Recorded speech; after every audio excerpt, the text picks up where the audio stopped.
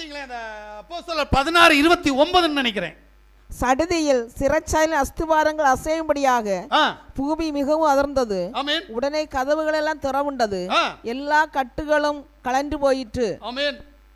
அப்போஸ்தலர் 12:7 வாசிங்க. அப்பொழுது யாவாவுடைய தூதன் அங்கே வந்து நின்றான். அறையிலே வெளிச்சம் பிரகாசித்தது. அவன் பேதுருவை விலாவிலே தட்டி, சீக்கிரமாய் எழுந்திரு என்று அவனை எழுப்பினான்.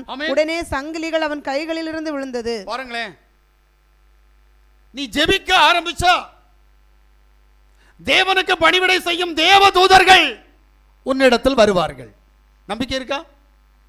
என்னதான் கேட்டாலும் ஜெபம் பண்ண மாட்டோம். அப்புறம் எப்படி உன்னுடைய பிரச்சனை, உன்னுடைய போராட்டம், உன்னுடைய கஷ்டம், உன்னுடைய கடன் தொல்லை, உன்னுடைய வியாதி உன்னை விட்டு மாறும்? அல்லேலூயா. ஜெபம் நீங்க நினைக்கிற மாதிரி இல்லை.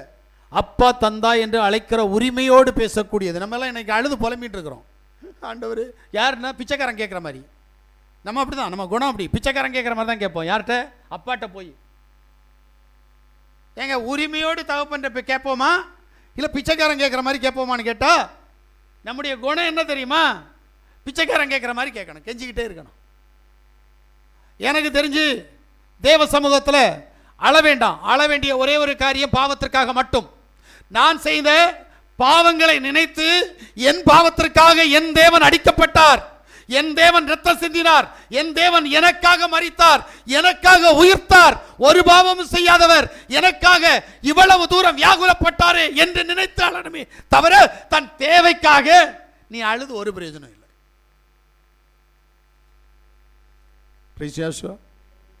ஏனென்றால் பெத்தவனுக்கு தெரியும் பிள்ளைக்கு என்ன தேவை என்று. அந்த பெத்தவன் என்ன சொல்றார் அப்படின்னா, எனக்கு ஞாபகப்படுத்துப்பா அப்படித்தானே சொன்னார். ஸ்தோத்திரத்தோடு கூட உங்களுடைய ஜெப விண்ணப்பங்களை எனக்கு நினைப்பூட்டுங்கள் அப்படி சொன்னாரா? இல்ல அழுது கண்ணெல்லாம் செவந்து மூக்கிலேருந்து வடிஞ்சு வாயிலேருந்து வடிஞ்சு அசிங்கமா தேவ சமூகத்தில் நிக்கிறதுக்கு சொன்னாரா? இது என்ன பழக்கம்னு எனக்கு தெரியல. அதே மாதிரி சாட்சி சொல்ற நேரம் பார்த்தீங்கன்னா சபையிலே ஒப்பாரி வைப்பாங்க. எதை எங்க என்ன செய்யணும்னு தெரியல. அதான் முதலே சொன்னேன், எதுக்கு ஜெபிக்கிறோம், ஏன் ஜெபிக்கிறோம், எப்படி ஜெபிக்கிறோம்ன்ற ஒரு அடைமொழி நம்மகிட்ட வேணும். கொஞ்சம் யோசிங்களேன். அப்ப நீ எதுக்கு ஜெபம் பண்றேன்னு உனக்கு தெரியல.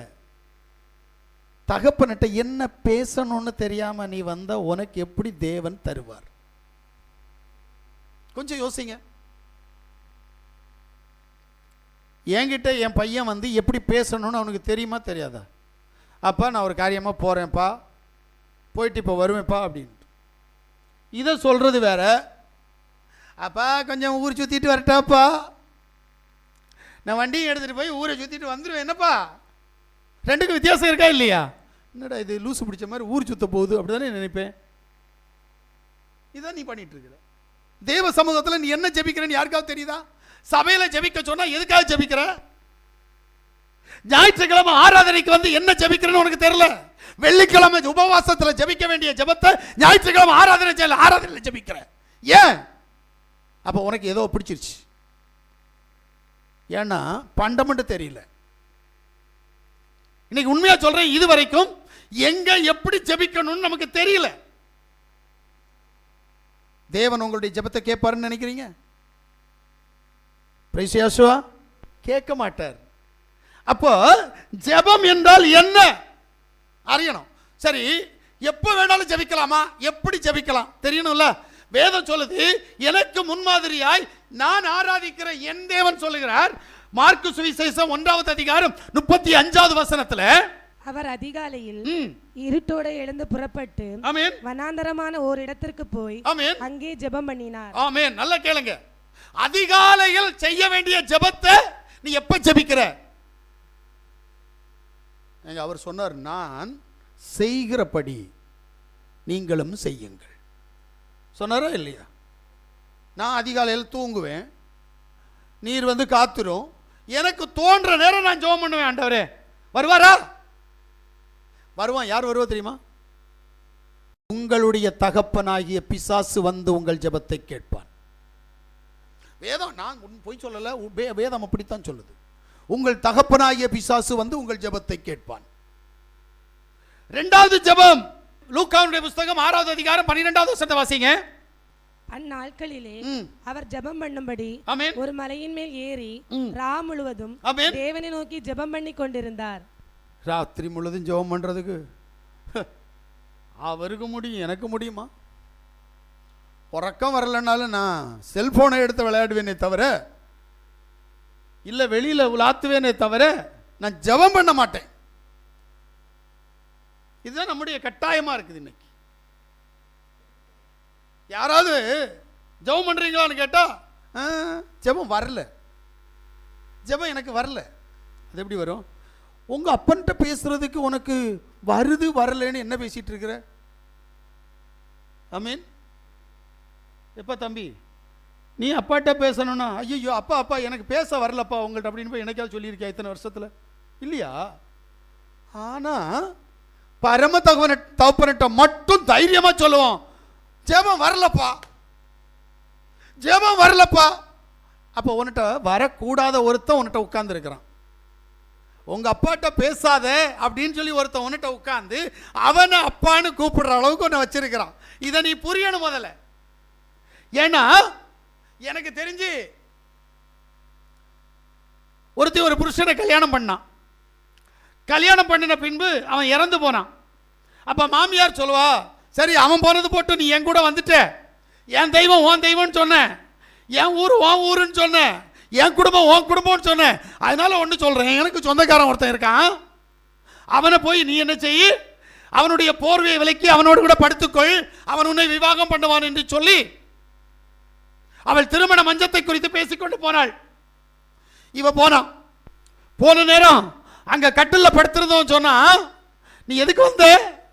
உன் மாமியார் சொன்னது இருக்கட்டும், உனக்கு மிகவும் வேண்டப்பட்ட ஒரு சொந்தக்காரன் இருக்கிறான், நீ அவன் கூட போய் அவனை திருமணம் பண்ணு, அது உனக்கு சரி என்றால் அவன் கூட வாழு, ஒருவேளை அது சரியில்லை என்று சொன்னால், அவன் உன்னை ஏற்றுக்கொள்ளவில்லை என்று சொன்னால் நீ என் கூட வா என்று சொன்னார். கான்செப்ட் புரியுதா? இதுதான் இன்னைக்கு நீங்களும் செஞ்சுட்டு இருக்கிறீங்க. நீங்க என்ன சொல்லிட்டீங்க அப்படின்னா, போவாஸ் ஆகிய யாசுவா வேண்டாம், சொந்தக்காரனாகிய பிசாசு எனக்கு வேண்டும் என்று சொல்லி அவனோடு கூட கடந்து போய் அவனோடு ஐக்கியமாகி அவனுடைய மஞ்சத்தில் படுத்திருக்கிறோம். ஆனபடியினால் மணவாளனாகிய யாசுவோடு கூட பேசுவதற்கு வரல.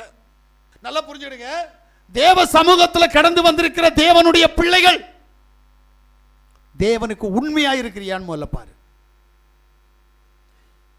நீ வந்ததே ஜெபிக்கிறதுக்கான ஜெபம் இல்லையே.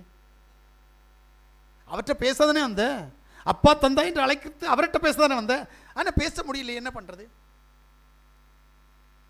யாசுவா சொன்னார் தன்னுடைய சீசர்கள்ட்ட, 1 மணி நேரமாவது என்னோடு கூட விழித்திருந்து ஜெபிங்கள் சொல்லிட்டு 3 முறை சொன்னார். 3 முறை சொன்னார், கேட்கல. கடைசியில் ஒரு வார்த்தை சொன்னார், நிம்மதியாக தூங்குங்க, மணவாளன் பிடிக்கப்பட்டு அடைக்கப்பட போகிறார், உபத்திரவப்பட போகிறார், சிலுவையில் அறையுள்ள போகிறார், நீங்க நிம்மதியாக தூங்குங்க. இதுதான் உனக்கு நடக்க போகுது. நீ நம்பி இருக்கிற தேவன் உன்னை ஒரு நாள் கைவிடுவார். அன்று அவருடைய மாம்சத்துக்கு நடந்தது உனக்கு நடக்கும்.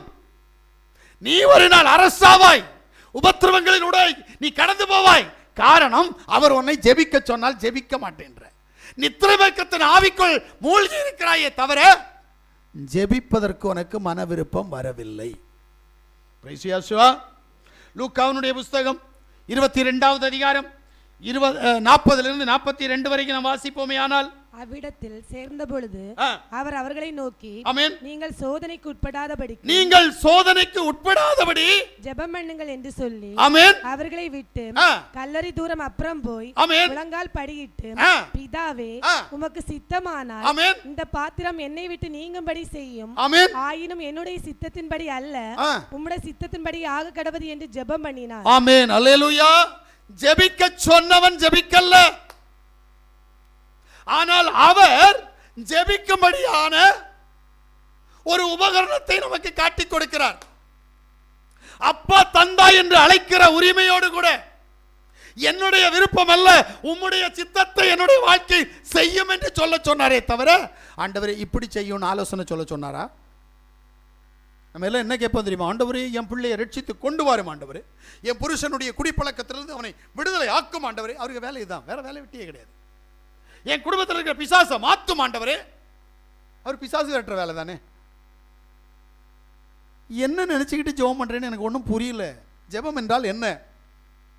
அவர் சொன்னார், உம்முடைய சித்தத்தின்படி எனக்கு ஆக கடவுள். உமக்கு சித்தம் இல்லைன்னா எனக்கு இது மாற வேண்டாம்.